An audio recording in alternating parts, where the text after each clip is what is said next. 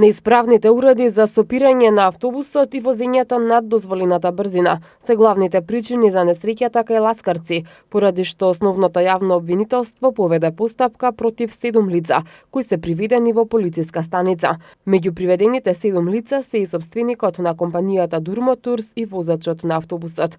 Јавниот обвинител Сашо Рајчев денеска на пресконференција рече дека основното јавно обвинителство ќе побара притвор против нив и да им бидат одредени мерки на предпазливост. Вештачењето покажа дека главна причина за несреќата се неисправноста на уредите за сопирање на автобусот и поголемата брзина на возење над дозволената, поради што возачот изгубил контрола врз автобусот. Возачот возел 99 км на час, а дозволената брзина е 80 км на час. Вештачењето исто така покажало дека возачот не користел мобилен телефон за време на несреќата.